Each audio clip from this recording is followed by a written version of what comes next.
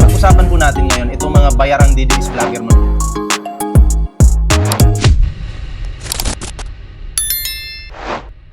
Ito na.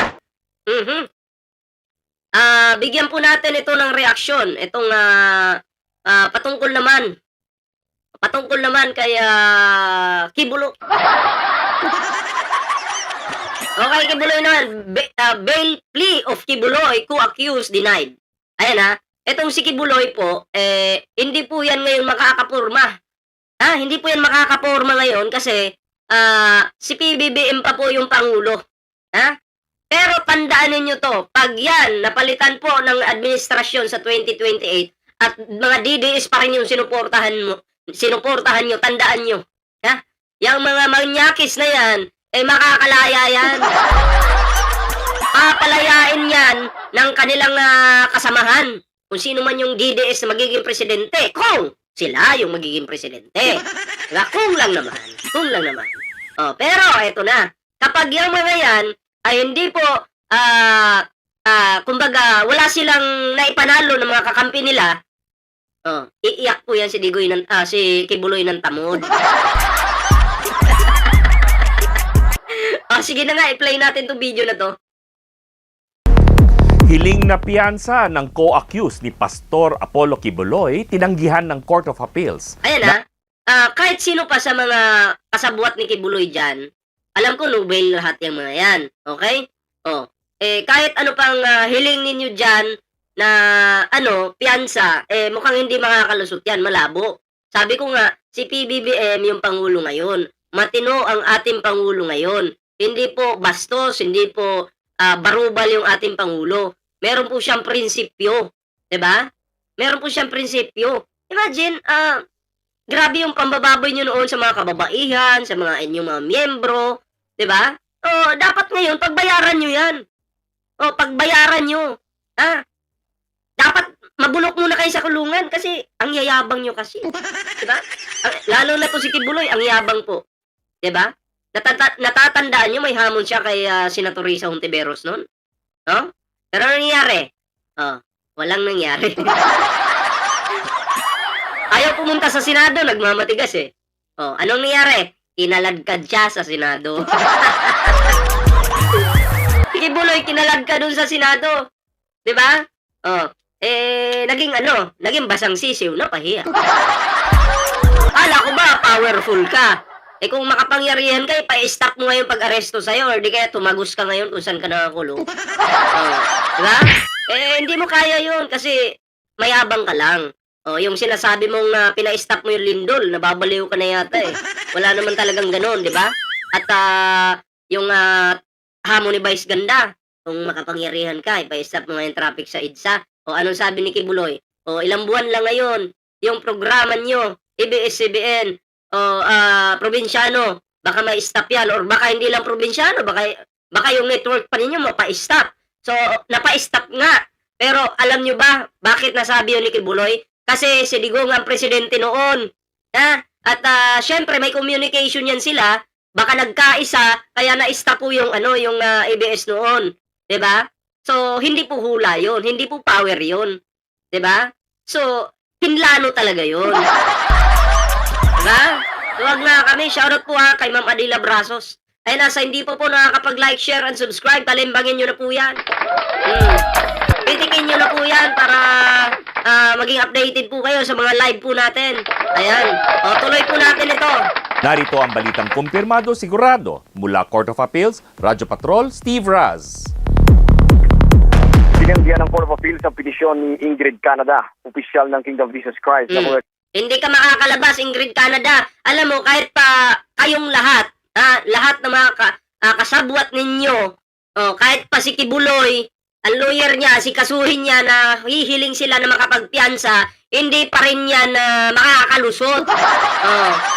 Si Ingrid Canada, yung bill play ng co-accused, si Ingrid Canada hindi po pinayagan na makapag-bail. Si Kibuloy siguro, may plano din sigurong gano'n. So, hindi po yan papayagan din. Diba? Mahirap po kasi na yung mga ganyang klaseng tao na pag-alagala lang dyan sa labas. Mamaya, Kung nag-bail yan, mamaya tumakas pa yan eh. Diba?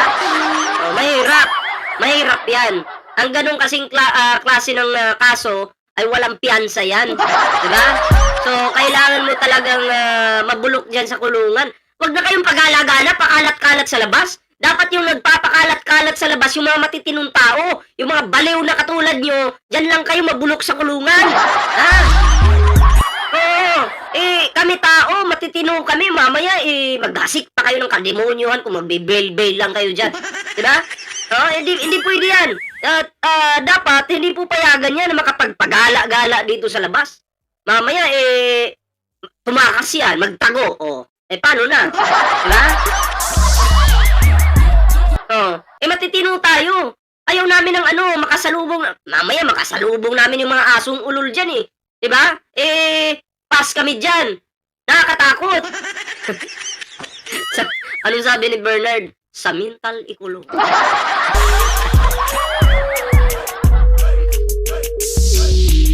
Sa hindi pa nakakapag-like dyan ha, kalimbangin nyo na yung like natin dyan. Ano daw? Dapat isilya elektrika ng mga yan. Isisilya elektrika talaga, wag naman. Diba? Kasi hindi pa naman napatunayang guilty ang mga yan. Kasi tuloy-tuloy pa yung kaso niyan, di ba? Pero sa mata natin, sa mata ng taong bayan, guilty po yung mga yan. Siyempre yung ating korte, hindi naman bias yan. Dumadaan naman talaga sa proseso. Pero sa mata ng taong bayan, yung mga yan ay guilty yan. Wag na ako Negasyon sa pagtanggi ng Pasig Regional Trial Court sa kanyang petition for bail para sa kasong qualified trafficking ayon sa resolusyon noong November 28 na pinunente ni Associate Justice Pedro Corrales, hindi tinanggap ng CA 10th Revision ang petisyon dahil ito ay sinampa ng lampas sa itinagdang panahon. Ayun, salamat naman. Hindi tinanggap. Ano kayang nararamdaman ng mga basurang ito ngayon? Ha? Nagsisisi na ba kayo sa mga katarantaduhan ninyo? Kung noon, feeling nyo na may makapangyarihan kayo, kasi malakas kayo, presidente pa yung amo nyo, diba? Magkaibigan pa sila ni Kibuloy, noon yun. Tandaan natin ang gulong, minsan nasa baba ka, minsan nasa taas ka, pero sila ngayon nasa ilalim. At mahirap nang makataas pa. Bakit? Naipit na sila sa ilalim eh. Naipit na po. Wala na. Nga. Diba? Pinadala ni Canada ang petisyon noong October 27, 2025 sa pamamagitan ng private courier pero Ano dito? Yung nagnanakaw ng manggano, bail. Tapos yung talamak na karumal-dumal ang kasalanan, nakakapag-bail. My goodness, mabubulok na lang sila dyan hanggang sa maabo. Dapat lang po talagang maabo. Diba? Ano? Sabi, ayan galit na po ang taong bayan. Diyan na daw kayo, wag na kayong lalabas. Maabo kayo dyan hanggat gusto nyo. paliwanag ng korte, dapat ang pagsumite ay personal o sa pamamagitan ng registered bail. Dahil dito ay tinuturing ang petisyon na isinampa bilang ordinaryong email lamang at ang opisyal na petsa ng pagsampa ay October 29 lampas sa 6 na araw na itinakda ng batas. Dagdag pa ng CA na bigurin si Canada na isamang People of the Philippines bilang respondent dahilan upang tuloy ang tanggihan ng petisyon. Si Canada na kasalukuyan na kulong sa Pasig City Jail ay isa sa mga co-accused ng pastor si Apollo Kibuloy. Sina ay naharap sa kasong qualified trafficking dahil sa aligasyon na nag-recruit at inabuso umano nila ang mga miyembro ng KOJC. Grabe yung mukha ni Kibuloy, oh. Ano kayang nararamdaman ni Kibuloy ngayon na walang chick sa kulungan? Diba? Kasi alam mo, ayon sa mga investigasyon dyan sa Senado, si Kibuloy ay nagpapamassage 10 oras ng gabi at kailangan yung nagmamassage sa kanya ay nakapadyama, nakaligo, mabango. Diba? Imamassage tapos maya-maya, magkikis-kisa na sila. Hindi po kiss ha. Yung ikikis-kis daw yung ari ni Kibuloy doon sa babae. Sa pilitan. Diba? So, syempre yung babae walang magagawa. Mapapapayag na lang kasi pag hindi ka pumayag, yari ka rin. Diba? Ang style pala ni Kibuloy, pamassage muna. Tapos mamaya, bimbangin na niya yung babae.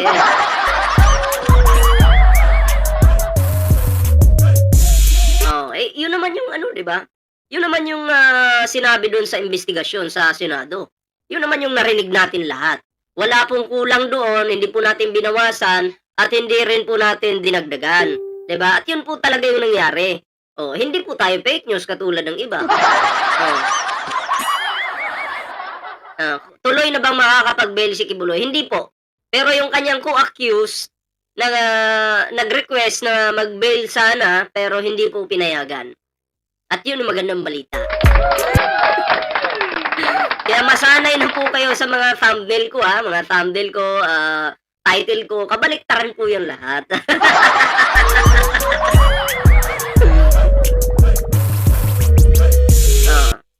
nga, si pastor niyo. At siya yung mga tropa. Hindi makakalaya. Ang sakit naman nun. Hindi ko matanggap yun. Kung ako, iiyak talaga ako. Iyak talaga ako niya. Imagine, Kibuloy, pinagtatawanan ka ngayon ni Senator Risa Hontiveros. Weak ka daw kasi. Pinagtatawanan ka ngayon ni Senator Risa Hontiveros. Ang sabi niya sa'yo, eto sa'yo. Diba? Ikaw kasi, hinamon-hamon mo si Risa Hontiveros yan tuloy yung napala mo. Diba? So, anyway, move na po tayo sa next topic. Pero syempre, bago po tayo magtuloy-tuloy sa ating reaction ngayon, kung bawa pa lang dito sa ating YouTube channel, huwag kalimutang mag-like, share, and subscribe para naman po maging updated kayo sa lahat ng mga uploads natin.